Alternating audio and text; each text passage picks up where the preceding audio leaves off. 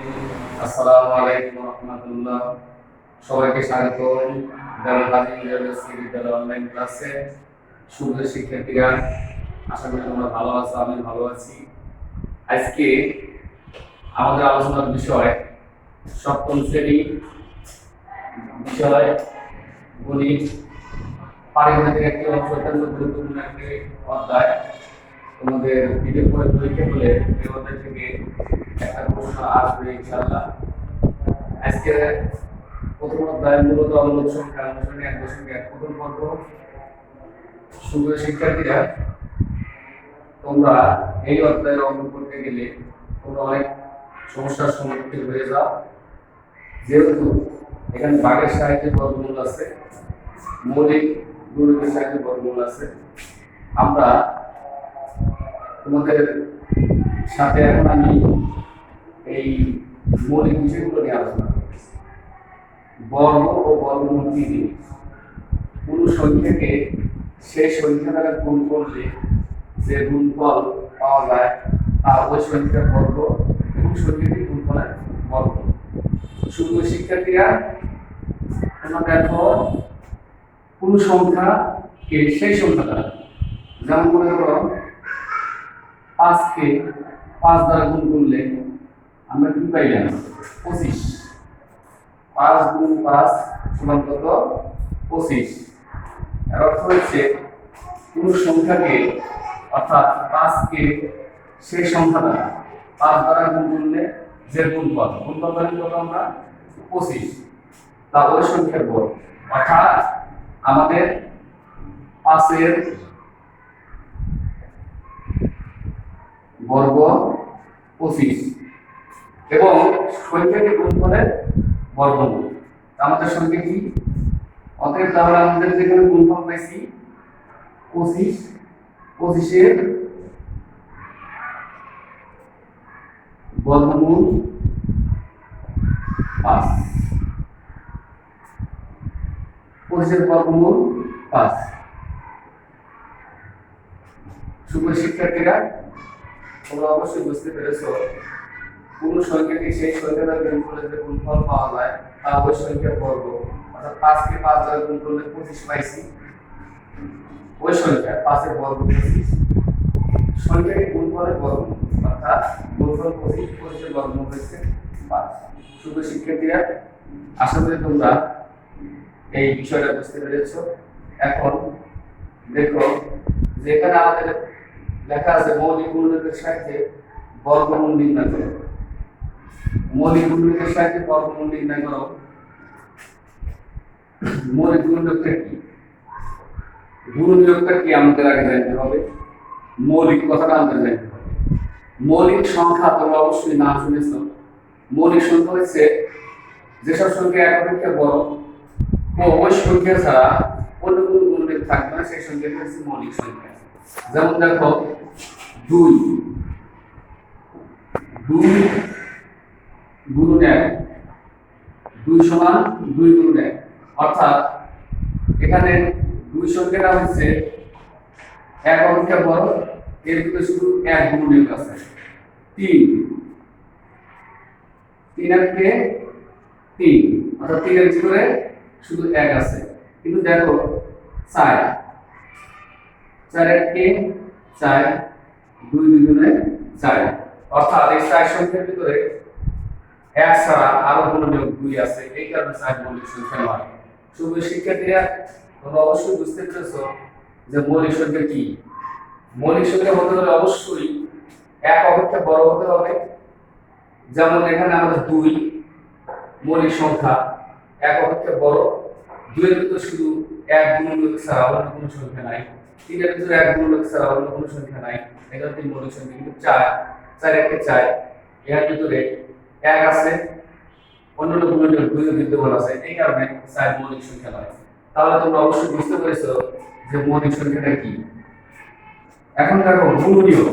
গুণনীয়ক হচ্ছে যে কোনো সংখ্যা, তোমাকে যদি বলা হয় 8 গুণনীয়ক গুণ লিখো, অর্থাৎ এই 8 কে যখন 1 গুণ 8, 8 এর কে 8, 2 গুণ 4, 4 গুণে 8। এখানে দেখো, এখানে 8 কে 1 2 4 8, 8 এর গুণনীয়ক হচ্ছে 8 এর গুণনীয়কগুলো হলো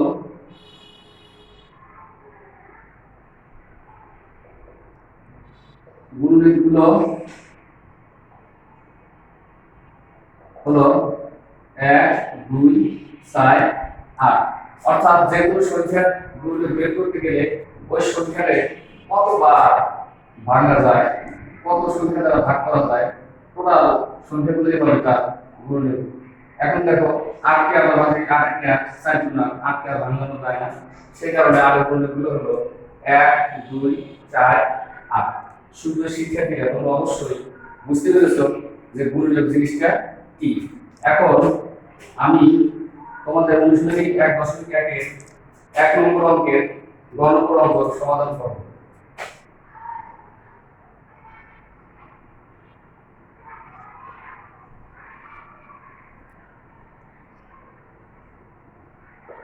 দেখো এখানে আছে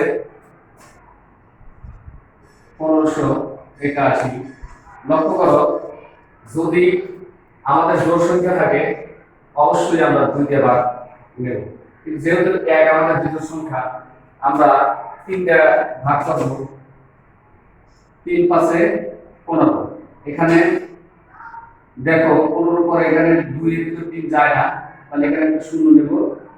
2 1 21 এ 3 দিয়ে ভাগ করলে 3 4 টা 21। এখন দেখো এখানে আমাদের 3 দেওয়া দেখবো আমরা 3 5 থেকে লেখা আছে 3 কে 3। এখানে 2 থাকে, 2 করে 0। 20 এর ভিতর 3 কয়বার যায়? 3 6 18। 18 20 থেকে 18 বাদ দিলে কত? 2। 2 এর সাথে 27।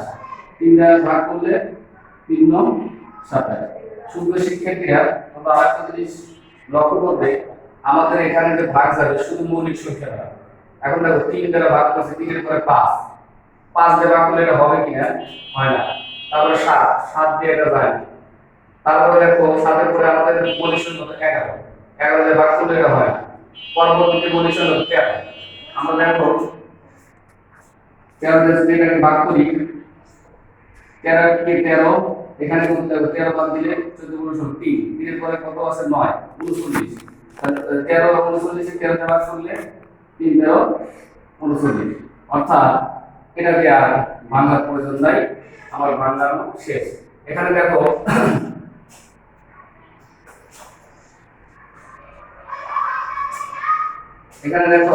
এখানে 15 21 সমান আমাদের এগুলো লিখি 3 গুণন 3 13 গুণন 13। আমরা লেখার পরে আমরা কি কাজ করব? একই সংখ্যা আমরা জোড়ায় জোড়ায় নিব। প্রতি জোড়ায় 3 গুণ 3 এক জোড়া, আর 3 নাই, আমার দরকার নেই আর লেখা, যেহেতু 3 আর নাই। 13 গুণ 13 জোড়া জোড়া আমরা লিখলাম। শুধু শিক্ষার্থীরা এখন তোমাদের কাজটা কি? তোমাদের কাজটা হচ্ছে যে 1521 এর বর্গমূল কত। সুতরাং লিখবে 1521 এর বর্গমূল সমান, এখানে আমরা লিখতে পারি √1521। এখানে দেখো আমাদের প্রতি জোড়া থেকে একটা করে সংখ্যা নেব। এখানে 3 গুণ 3 নেব 3। এখানে 13 গুণ 13 লিখব 13। 3 দ্বারা কত? 39। তার নিম্ন বর্গমূল কত? 39। শুভ শিক্ষার্থীরা তোমরা অবশ্যই অঙ্কগুলো এখান থেকে যখন তোমরা ভাগ করবে তোমরা মনে রাখবে যে ভাগ অঙ্ক যখন তুমি কোনো সংখ্যাকে ভাগ করতে যাবে তখন এইগুলো সবসময় মৌলিক সংখ্যা হিসেবে ধরবে, মৌলিক সংখ্যা দ্বারা ভাগ করবে। শুভ শিক্ষার্থীরা আশা করি তোমরা এই অঙ্কটা বুঝতে পেরেছো। তাহলে আমরা লিখতে পারি নিম্ন বর্গমূল 39। এটাই আমাদের উত্তর, তোমরা লিখে দিতে পারো। আশা করি শুভ শিক্ষার্থীরা তোমরা অঙ্কটা বুঝতে পেরেছো। তোমরা অবশ্যই এই অঙ্কের নিয়মে একের সম্পূর্ণ অঙ্ক তোমরা করবে।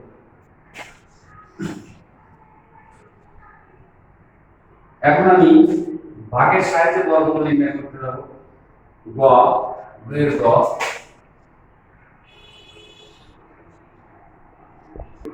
বর্গমূল নির্ণয় করো। 2 নম্বর অঙ্কের গ 39 69। দেখো 39 69 আমরা ভাগের সাহায্যে বর্গমূল নির্ণয় করব। তোমরা এই ভাগটা তোমাদের কাছে অত্যন্ত কঠিন মনে হয়, যেহেতু এই ভাগটা তোমাদের কাছে কঠিন, আশা করি তোমরা এই ভাগ অঙ্কটা যদি আমার ক্লাসটা মনোযোগ সহকারে দেখো, আমি আশা করি তোমরা এই ভাগ অঙ্কটা অতি সহজে করে দিতে পারবে, সমাধান করে দিতে পারবে। দেখো আমরা ডান দিক থেকে জোড়ায় জোড়ায় সংখ্যার উপরে একটা রেখা টানবো। ডান দিকে দুটি সংখ্যা 69, এখানে 39, এখানে আমরা খাড়া একটা দাগ দেব। শিক্ষার্থীরা দেখো 39 69, এই 39 এর আগে আমাদের বর্গমূল সংখ্যা কত আছে দেখো। তোমরা একই সংখ্যাকে যেমন 5 গুণ 5 25, 6 গুণ 6 36, 7 গুণ 7 49। শুভ শিক্ষার্থীরা তোমরা দেখো 7 গুণ 7 এখানে আমাদের 39 আছে, অর্থাৎ এখানে 49 বেশি হয়ে গেছে, এটা হবে না। কিন্তু দেখো 6 গুণ 6 36, এটা আমাদের হবে। আমাদের গুণফলটা যে গুণফল হবে, এই গুণফলটা আমরা 39 এর নিচে লিখে দেব।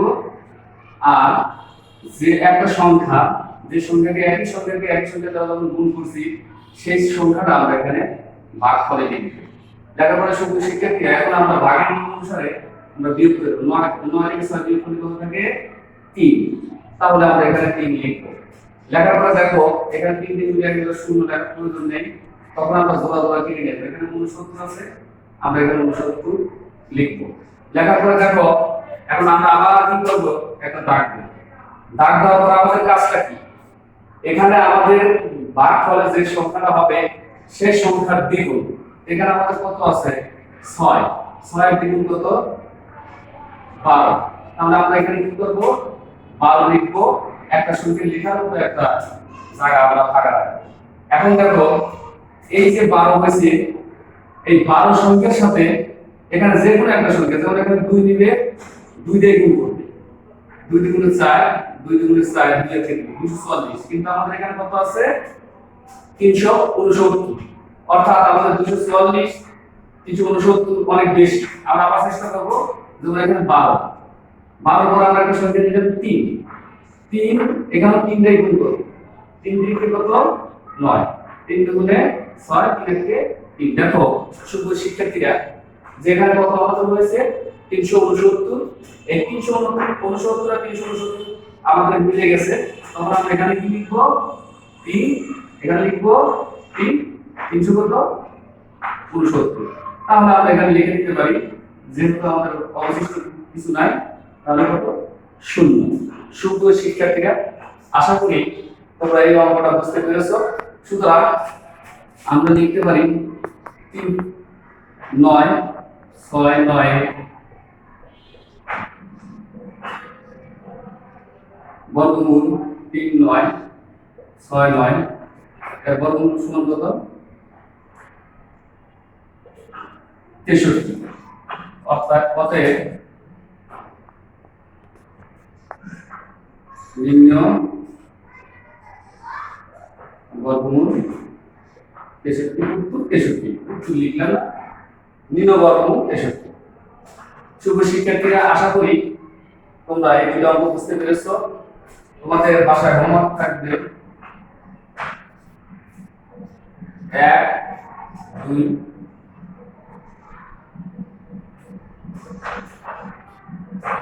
সব। এখন 1 আর 2 সবগুলো অঙ্কগুলো করবে এই নিয়মে। আজ এই পর্যন্ত, ভালো থাকো, সুস্থ থাকো, খোদা হাফেজ।